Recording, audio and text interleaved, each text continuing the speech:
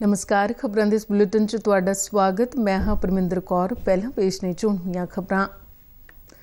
प्रधानमंत्री नरेंद्र मोदी मन की बात प्रोग्राम राही देश विदेश के लोगों नाल अज अपने विचार साझे करनगे।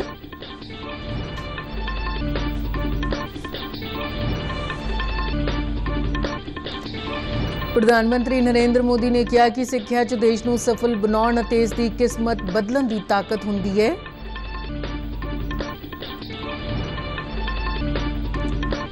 इसरो ने PSLV C-56 रॉकेट नाल 7 उपग्रहां नूं पुलाड़ विच दागिया।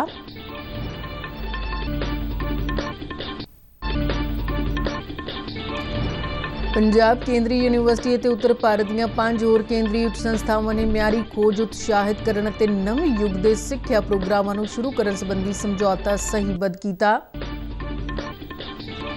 चीन च चल रही विश्व यूनिवर्सिटी खेडां च भारती निशानेबाजां ने पहले दिन 3 सोन तमगे फुंडे।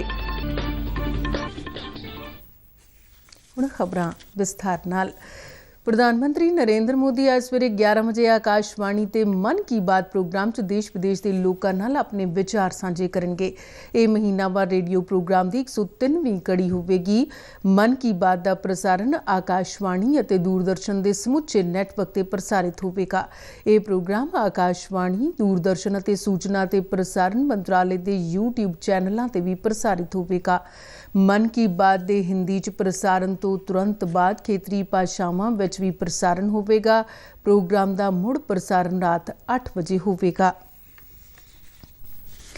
प्रधानमंत्री नरेंद्र मोदी ने कहा कि सिक्ख्या च देश नूं सफल बनाउण अते इस दी किस्मत बदलण दी ताकत हुंदी है। उन्होंने कहा कि 21वीं सदी दे भारत नूं बदलण विच सिक्ख्या ने अहम भूमिका निभाई है। प्रधानमंत्री मोदी नवीं दिल्ली दे प्रगति मैदान च पैंदे भारत मंडपम विखे सर्व भारती सिक्ख्या समागम दे सैशन नूं संबोधन कर रहे सन। उन्होंने आख्या कि कौमी सिक्ख्या नीति स्थानक भाषावां च सिक्ख्या दे रही है। ये विद्यार्थियों का भाषा के आधार पर नहीं सगों उन्हां दी योग्यता अते प्रतिभा के आधार पर विश्लेषण करके उन्हां नाल असल इंसाफ कर रही है। शिक्षा के लिए संवाद जरूरी होता है।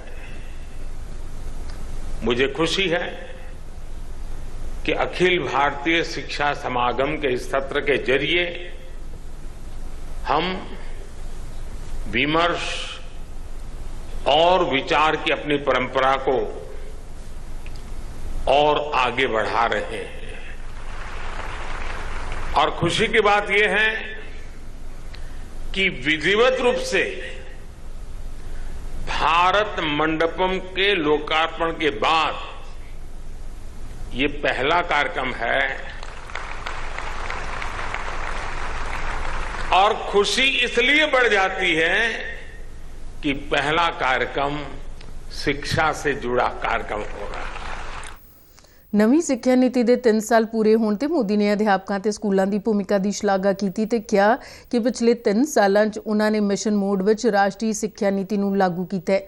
मोदी ने आख्या कि राष्ट्रीय सिक्ख्या नीति च इकसारता आवेगी ते राष्ट्रीय पाठक्रम फ्रेमवर्क जल्दी ही लागू किया जाएगा। देश भर के सारे केंद्रीय सैकेंडरी सिक्ख्या बोर्ड CBSE स्कूलों च एक साझा सिलेबस होवेगा अते 22 भारतीय भाषावां च किताबां प्रकाशित कीतियां जा रही ने। प्रोग्राम दौरान नरेंद्र मोदी ने 6,707 स्कूलों लिए प्रधानमंत्री श्री योजना के तहत 630 करोड़ रुपए की पहली किश्त जारी की थी। प्रधानमंत्री ने देश दीआं वख-वख भाषावां च प्रकाशित पाठ पुस्तकां नूं भी राष्ट्र नूं समर्पित किया। समागम च केंद्रीय सिक्ख्या मंत्री धर्मेंद्र प्रधान ने कहा कि सिक्ख्या प्रणाली संबंधी साडे आज़ादी घुलाटियां का सुपना प्रधानमंत्री मोदी की अगवाई च कौमी सिक्ख्या नीति राहीं पूरा हो रहा है। उन्होंने कहा कि राष्ट्रीय सिक्ख्या नीति समावेशी है अते भारतीय संस्कृति नूं मान्यता दिंदी है। प्रधानमंत्री मोदी के विजन तो प्रेरित होकर नौजवानों नूं तैयार करन, उन्हां नूं अमृत काल विच देश की अगवाई करन लई तैयार करन दे उद्देश नाल राष्ट्रीय सिक्ख्या नीति की शुरुआत की गई सी। भारतीय पुलाड़ खोज संगठन यानी इसरो वालों श्री हरिकोटा के पुलाड़ स्टेशन तो PSLV C-56 राही 7 उपग्रहां नूं हुण तो थोड़ी देर पहलां पुलाड़ विच भेजिया गया। इसरो के बुलारे ने दस्सिया कि PSLV C-56 राही 6 सांझे उपग्रहां समेत सिंगापुर के एक विशेष वपारक उपग्रह DSSAR नूं भी लॉन्च किया गया। Of 300 kilometers with an intent to have a lower lifespan of the stage being spent in the space, primarily to make sure that the space debris mitigation problems are addressed through ਭਾਰਤੀ ਫੌਜ ਦੇ ਸਾਬਕਾ ਮੁਖੀ ਮਨੋਜ ਮੁਕੁੰਦ ਨਰਵਣੇ ਨੇ ਕਿਹਾ ਹੈ ਕਿ ਮਣੀਪੁਰ ਦੀ ਹਿੰਸਾ ਪਿੱਛੇ ਵਿਦੇਸ਼ੀ ਤਾਕਤਾਂ ਤੇ ਏਜੰਸੀਆਂ ਦਾ ਹੱਥ ਹੋ ਸਕਦਾ ਹੈ। ਨਵੀਂ ਦਿੱਲੀ 'ਚ ਕੌਮੀ ਸੁਰੱਖਿਆ ਸੰਦਰਭ ਵਿਸ਼ੇ ਤੇ ਕਰਵਾਏ ਗਏ ਇੱਕ ਸਮਾਗਮ ਮਗਰੋਂ ਪੱਤਰਕਾਰਾਂ ਨਾਲ ਗੱਲਬਾਤ ਕਰਦਿਆਂ ਉਨ੍ਹਾਂ ਕਿਹਾ ਕਿ ਜੇ ਸਾਡੇ ਗੁਆਂਢੀ ਦੇਸ਼ਾਂ ਦੇ ਨਾਲ-ਨਾਲ ਸਰਹੱਦੀ ਸੂਬਿਆਂ ਵਿੱਚ ਵੀ ਅਸਥਿਰਤਾ ਹੈ ਤਾਂ ਇਹ ਸਾਡੀ ਸਮੁੱਚੀ ਕੌਮੀ ਸੁਰੱਖਿਆ ਲਈ ਮਾੜੀ ਗੱਲ ਹੈ। ਸਾਬਕਾ ਜਰਨੈਲ ਨੇ ਵੱਖ-ਵੱਖ ਬਾਗੀ ਗਰੁੱਪਾਂ ਨੂੰ ਚੀਨ ਤੋਂ ਮਿਲਣ ਵਾਲੀ ਮਦਦ ਦੀ ਵੀ ਆਲੋਚਨਾ ਕੀਤੀ। ਮਣੀਪੁਰ ਦੀ ਹਿੰਸਾ ਬਾਰੇ ਪੁੱਛੇ ਗਏ ਇੱਕ ਸਵਾਲ ਦੇ ਜਵਾਬ 'ਚ ਉਨ੍ਹਾਂ ਕਿਹਾ ਕਿ ਇੱਥੇ ਅਮਨ ਸ਼ਾਂਤੀ ਦੀ ਬਹਾਲੀ ਲਈ ਅੰਦਰੂਨੀ ਸੁਰੱਖਿਆ ਦੀ ਮਜ਼ਬੂਤੀ ਬਹੁਤ ਮਹੱਤਵਪੂਰਨ ਹੈ। ਉਨ੍ਹਾਂ ਕਿਹਾ ਕਿ ਗੁਆਂਢੀ ਦੇਸ਼ਾਂ ਵੱਲੋਂ ਭਾਰਤ ਵਿੱਚ ਨਸ਼ਿਆਂ ਦੀ ਸਮਗਲਿੰਗ ਅਤੇ ਅਪਰਾਧ ਨੂੰ ਹੱਲਾਸ਼ੇਰੀ ਦਿੱਤੀ ਜਾ ਰਹੀ ਹੈ। ਉਨ੍ਹਾਂ ਆਖਿਆ ਕਿ ਦੇਸ਼ ਦੀ ਸੁਰੱਖਿਆ ਦੀ ਜ਼ਿੰਮੇਵਾਰੀ ਸਭ ਤੋਂ ਪਹਿਲਾਂ ਦੇਸ਼ ਦੇ ਨਾਗਰਿਕਾਂ ਦੇ ਮੋਢੇ ਤੇ ਹੈ। ਸਾਬਕਾ ਜਰਨੈਲ ਨੇ ਕਿਹਾ ਕਿ ਸਾਡੀ ਵਿਦੇਸ਼ ਨੀਤੀ ਦੋ ਮਜ਼ਬੂਤ ਥੰਮਾਂ ਤੇ ਟਿਕੀ ਹੋਈ ਹੈ। ਇੱਕ, ਅਸੀਂ ਕਿਸੇ ਦੇਸ਼ ਤੇ ਕਬਜ਼ਾ ਨਹੀਂ ਕਰਨਾ ਚਾਹੁੰਦੇ ਤੇ ਦੂਜਾ, ਅਸੀਂ ਕਿਸੇ ਤੇ ਆਪਣੀਆਂ ਇੱਛਾਵਾਂ ਨਹੀਂ ਥੋਪਦੇ। ਪੰਜਾਬ ਕੇਂਦਰੀ ਯੂਨੀਵਰਸਿਟੀ ਅਤੇ ਉੱਤਰ ਭਾਰਤ ਦੀਆਂ 5 ਹੋਰ ਕੇਂਦਰੀ ਉੱਚ ਸਿੱਖਿਆ ਸੰਸਥਾਵਾਂ ਨੇ ਮਿਆਰੀ ਖੋਜ ਨੂੰ ਉਤਸ਼ਾਹਿਤ ਕਰਨ ਅਤੇ ਨਵੇਂ ਯੁੱਗ ਦੇ ਸਿੱਖਿਆ ਪ੍ਰੋਗਰਾਮਾਂ ਨੂੰ ਸ਼ੁਰੂ ਕਰਨ ਲਈ ਸਮਝੌਤਾ ਸਹੀਬੱਧ ਕੀਤਾ ਹੈ। ਇਸ ਸਮਝੌਤੇ ਪੱਤਰ ਤੇ ਹਸਤਾਖਰ ਕੇਂਦਰੀ ਸਿੱਖਿਆ ਮੰਤਰੀ ਧਰਮੇਂਦਰ ਪ੍ਰਧਾਨ ਦੀ ਹਾਜ਼ਰੀ 'ਚ ਕੀਤੇ ਗਏ। ਇਸ ਮੌਕੇ ਕੇਂਦਰੀ ਸਿੱਖਿਆ ਰਾਜ ਮੰਤਰੀ ਡਾਕਟਰ ਸੁਭਾਸ਼ ਸਰਕਾਰ ਅਤੇ ਉਚੇਰੀ ਸਿੱਖਿਆ ਸਕੱਤਰ ਕੇ ਸੰਜੇ ਮੂਰਤੀ ਵੀ ਹਾਜ਼ਰ ਸਨ। ਕੌਮੀ ਸਿੱਖਿਆ ਨੀਤੀ 2020 ਦੀ ਤੀਜੀ ਵਰ੍ਹੇਗੰਢ ਮਨਾਉਣ ਲਈ ਨਵੀਂ ਦਿੱਲੀ ਚੱਲ ਰਹੇ ਸਰਬ ਭਾਰਤੀ ਸਿੱਖਿਆ ਸਮਾਗਮ ਦੌਰਾਨ ਪ੍ਰਗਤੀ ਮੈਦਾਨ ਵਿੱਚ ਇਸ MOU ਤੇ ਹਸਤਾਖਰ ਕੀਤੇ ਗਏ। ਇਸ ਸਮਝੌਤੇ 'ਚ ਉੱਤਰ ਭਾਰਤ ਦੀਆਂ 6 ਉੱਚ ਸੰਸਥਾਵਾਂ ਸ਼ਾਮਿਲ ਨੇ, ਜਿਨ੍ਹਾਂ ਜੰਮੂ ਕੇਂਦਰੀ ਯੂਨੀਵਰਸਿਟੀ, ਹਰਿਆਣਾ ਕੇਂਦਰੀ ਯੂਨੀਵਰਸਿਟੀ, ਹਿਮਾਚਲ ਪ੍ਰਦੇਸ਼ ਕੇਂਦਰੀ ਯੂਨੀਵਰਸਿਟੀ, ਪੰਜਾਬ ਕੇਂਦਰੀ ਯੂਨੀਵਰਸਿਟੀ, ਰਾਜਸਥਾਨ ਕੇਂਦਰੀ ਯੂਨੀਵਰਸਿਟੀ ਅਤੇ ਭਾਰਤੀ ਤਕਨਾਲੋਜੀ ਸੰਸਥਾਨ ਰੋਪੜ ਸ਼ਾਮਿਲ ਨੇ।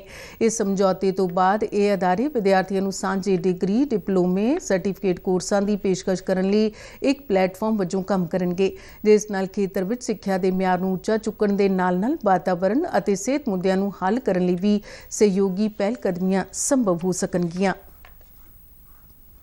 ਅਗਲੇ ਸਾਲ ਹੋਣ ਵਾਲੀਆਂ ਲੋਕ ਸਭਾ ਚੋਣਾਂ ਤੇ ਇਸ ਸਾਲ 5 ਸੂਬਿਆਂ 'ਚ ਹੋਣ ਵਾਲੀਆਂ ਵਿਧਾਨ ਸਭਾ ਚੋਣਾਂ ਤੋਂ ਪਹਿਲਾਂ ਭਾਰਤੀ ਜਨਤਾ ਪਾਰਟੀ ਦੇ ਕੌਮੀ ਪ੍ਰਧਾਨ ਜਗਤ ਪ੍ਰਕਾਸ਼ ਨੱਡਾ ਨੇ ਆਪਣੀ ਨਵੀਂ ਟੀਮ ਦਾ ਐਲਾਨ ਕੀਤਾ ਹੈ।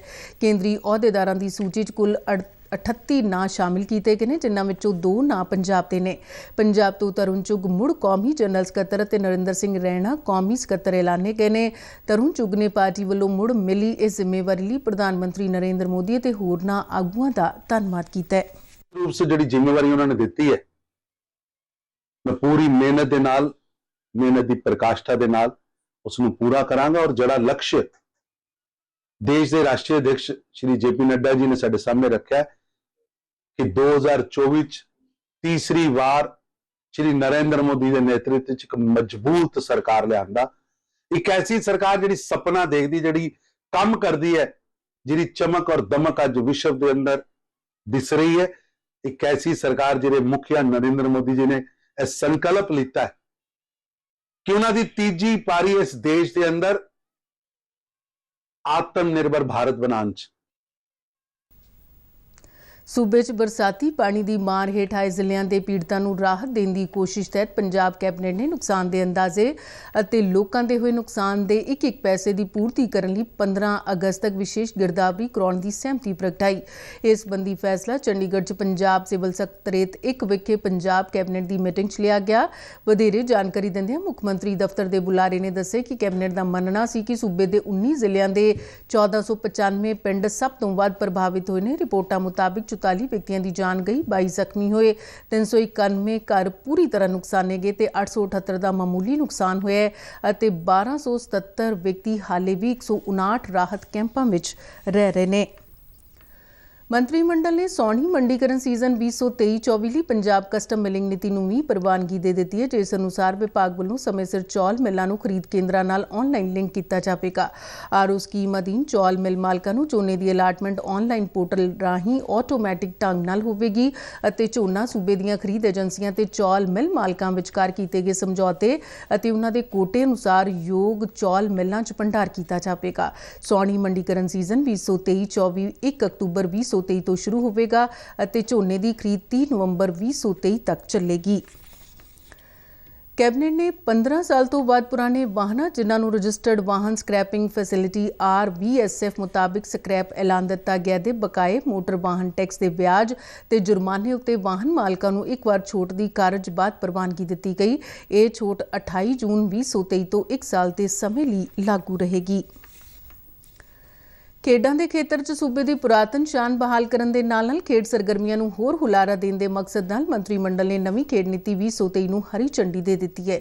ਮੁੱਖ ਮੰਤਰੀ ਦਫ਼ਤਰ ਦੇ ਇੱਕ ਬੁਲਾਰੇ ਨੇ ਦੱਸਿਆ ਕਿ ਨਵੀਂ ਖੇਡ ਨੀਤੀ 2023 ਖੇਡਾਂ ਨੂੰ ਪ੍ਰਫੁੱਲਿਤ ਕਰਨ ਦੀ ਝਲਕ ਪੇਸ਼ ਕਰਦਾ ਹੈ, ਜਿਸ ਨਾਲ ਕੋਚ ਅਤੇ ਖੇਡ ਮਾਹਿਰਾਂ ਦੀ ਢੁਕਵੀਂ ਗਿਣਤੀ ਨਾਲ ਪਿੰਡਾਂ, ਸ਼ਹਿਰਾਂ, ਜ਼ਿਲ੍ਹਾ ਤੇ ਸੂਬਾ ਪੱਧਰ ਉੱਤੇ ਆਲਾ ਦਰਜੇ ਦਾ ਖੇਡ ਢਾਂਚਾ ਵਿਕਸਿਤ ਕੀਤਾ ਜਾਵੇਗਾ। ਇਹ ਕੋਚ ਤੇ ਮਾਹਿਰ ਕਲਸਟਰ ਪੱਧਰ ਉੱਤੇ ਮੁੱਢਲੀ ਸਿਖਲਾਈ, ਐਥਲੈਟਿਕਸ, ਖੇਡਾਂ, ਫਿਟਨੈਸ ਵਿੱਚ ਸਹੀ ਦਿਸ਼ਾ ਦੇਣਗੇ। ਇਹ ਨੀਤੀ ਖੇਡ ਸਮਾਰੋਹਾਂ ਰਾਹੀਂ ਖੇਡਾਂ ਨੂੰ ਮਕਬੂਲ ਕਰਨ, ਸ਼ਾਨਦਾਰ ਕਾਰਗੁਜ਼ਾਰੀ ਵਾਲੇ ਖਿਡਾਰੀਆਂ ਨੂੰ ਇਨਾਮ ਦੇਣ ਅਤੇ ਉਹਨਾਂ ਨੂੰ ਸਰਕਾਰੀ ਨੌਕਰੀਆਂ ਦੇਣ ਨਾਲ ਲੋਕਾਂ ਦੇ ਵਿਹਾਰ 'ਚ ਤਬਦੀਲੀ ਲਿਆਏਗੀ, ਜਿਸ ਨਾਲ ਸਹੀ ਮਾਇਨਿਆਂ 'ਚ ਰੰਗਲਾ ਪੰਜਾਬ ਦੇ ਬਹੁਪਾਂਤੀ ਰੰਗ ਵੇਖਣ ਨੂੰ ਮਿਲਣਗੇ। 87 ਵਾਹਨਾਂ ਦੇ ਕਾਫਲੇ 'ਚ 2050 ਸ਼ਰਧਾਲੂਆਂ ਦਾ ਨਵਾਂ ਜੱਥਾ ਦੱਖਣੀ ਕਸ਼ਮੀਰ ਵਿੱਚ ਸਥਿਤ ਸ਼੍ਰੀ ਅਮਰਨਾਥ ਗੁਫਾ ਲਈ ਰਵਾਨਾ ਹੋਇਆ। ਇੱਕ ਅਧਿਕਾਰੀ ਨੇ ਦੱਸਿਆ ਕਿ ਜੰਮੂ ਦੇ ਭਗਵਤੀ ਨਗਰ ਬੇਸ ਕੈਂਪ ਤੋਂ ਰਵਾਨਾ ਹੋਏ ਇਸ 27ਵੇਂ ਜੱਥੇ 'ਚ 357 ਔਰਤਾਂ, 12 ਬੱਚੇ, 54 ਸਾਧੂ ਅਤੇ 9 ਸਾਧਵੀਆਂ ਸ਼ਾਮਿਲ ਹੈ। ਪਹਿਲਗਾਮ ਰੂਟ ਲਈ 1442 ਅਤੇ ਬਾਲਟਾਲ ਰੂਟ ਲਈ 608 ਸ਼ਿਵ ਭਗਤਾਂ ਦਾ ਜੱਥਾ ਅਗਲੀ ਯਾਤਰਾ ਲਈ ਰਵਾਨਾ ਹੋਇਆ। ਹੁਣ ਤੱਕ ਤਕਰੀਬਨ 3,78,000 ਸ਼ਰਧਾਲੂ ਬਾਬਾ ਬਰਫਾਨੀ ਦੇ ਦਰਸ਼ਨ ਕਰ ਚੁੱਕੇ ਨੇ। ਕ੍ਰਿਕਟ ਮੇਜ਼ਬਾਨ ਵੈਸਟਇੰਡੀਜ਼ ਨੇ ਬਾਰਬਾਡੋਸ 'ਚ ਖੇਡੇ ਗਏ ਮੌਜੂਦਾ ਇੱਕ ਦਿਨਾਂ ਮੈਚਾਂ ਦੀ ਕ੍ਰਿਕਟ ਲੜੀ ਦੇ ਦੂਜੇ ਮੈਚ ਵਿੱਚ ਭਾਰਤ ਨੂੰ 6 ਵਿਕਟਾਂ ਨਾਲ ਹਰਾ ਦਿੱਤਾ ਹੈ। 3 ਮੈਚਾਂ ਦੀ ਲੜੀ 'ਚ ਹੁਣ ਦੋਵੇਂ ਟੀਮਾਂ 1-1 ਦੀ ਬਰਾਬਰੀ ਤੇ ਨੇ। ਮੀਂਹ ਪ੍ਰਭਾਵਿਤ ਇਸ ਮੈਚ ਵਿੱਚ ਭਾਰਤੀ ਟੀਮ ਨੇ ਪਹਿਲਾਂ ਬੱਲੇਬਾਜ਼ੀ ਕਰਦਿਆਂ 40 ਓਵਰ ਅਤੇ 5 ਗੇਂਦਾਂ 'ਚ ਸਾਰੀਆਂ ਵਿਕਟਾਂ ਗਵਾ ਕੇ 181 ਦੌੜਾਂ ਜੋੜੀਆਂ। ਵੈਸਟਇੰਡੀਜ਼ ਦੀ ਟੀਮ ਨੇ ਟੀਚਾ 36 ਓਵਰ ਅਤੇ 4 ਗੇਂਦਾਂ 'ਚ 4 ਵਿਕਟਾਂ ਗਵਾ ਕੇ ਹਾਸਲ ਕਰ ਲਿਆ। ਨਿਸ਼ਾਨੇਬਾਜ਼ਾਂ ਦੇ 3 ਸੋਨ ਤਮਗਿਆਂ ਦੀ ਬਦੌਲਤ ਭਾਰਤ ਨੇ ਚੀਨ ਦੇ ਚੇਂਗਦੂ 'ਚ ਚੱਲ ਰਹੀਆਂ ਵਿਸ਼ਵ ਯੂਨੀਵਰਸਿਟੀ ਖੇਡਾਂ 4 ਤਮਗਿਆਂ ਨਾਲ ਆਪਣਾ ਖਾਤਾ ਖੋਲ੍ਹਿਆ। ਓਲੰਪਿਕ ਨਿਸ਼ਾਨੇਬਾਜ਼ ਇਲਾ ਬੈਨਿਲ ਵਲਾਰੀਵਾਨ ਨੇ ਔਰਤਾਂ ਦੀ 10 ਮੀਟਰ 에ਅਰ ਪਿਸਟਲ ਰਾਈਫਲਸ ਮੁਕਾਬਲੇ 'ਚ ਭਾਰਤ ਲਈ ਪਹਿਲਾ ਸੋਨ ਤਮਗਾ ਜਿੱਤਿਆ। ਮਗਰੋਂ ਉਸ ਦੀ ਸਾਥਣ ਨਿਸ਼ਾਨੇਬਾਜ਼ ਮਨੂ ਬਾਕਰ ਨੇ 10 ਮੀਟਰ 에ਅਰ ਪਿਸਟਲ ਔਰਤਾਂ ਦੇ ਵਰਗ 'ਚ ਦੂਜਾ ਸੋਨ ਤਮਗਾ ਹਾਸਲ ਕੀਤਾ। ਖਬਰਾਂ ਦੇ ਬੁਲੇਟਿਨ ਸਾਡੇ ਦਰਸ਼ਕ RNUTD ਜਲੰਧਰ ਦੇ YouTube ਚੈਨਲ, Facebook ਪੇਜ ਤੇ Twitter ਹੈਂਡਲ ਤੇ ਵੀ ਦੇਖ ਸਕਦੇ ਨੇ। ਬੁਲੇਟਿਨ ਦੇ ਅਖੀਰ ਵਿੱਚ ਸੁਣੀਆਂ ਖਬਰਾਂ ਇੱਕ ਵਾਰ ਫਿਰ ਤੋਂ। ਪ੍ਰਧਾਨ ਮੰਤਰੀ ਨਰਿੰਦਰ ਮੋਦੀ ਮਨ ਕੀ ਬਾਤ ਪ੍ਰੋਗਰਾਮ ਰਾਹੀਂ ਦੇਸ਼ ਵਿਦੇਸ਼ ਦੇ ਲੋਕਾਂ ਨਾਲ ਅੱਜ ਆਪਣੇ ਵਿਚਾਰ ਕਰਨਗੇ ਸਾਂਝੇ।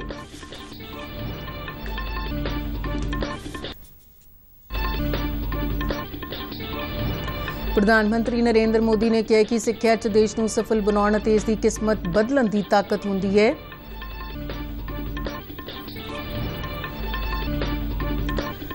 ਇਸਰੋ ਨੇ PSLV-C-56 ਰਾਕੇਟ ਨਾਲ 7 ਉਪਗ੍ਰਹਿਾਂ ਨੂੰ ਪੁਲਾੜ ਵਿੱਚ ਦਾਗਿਆ।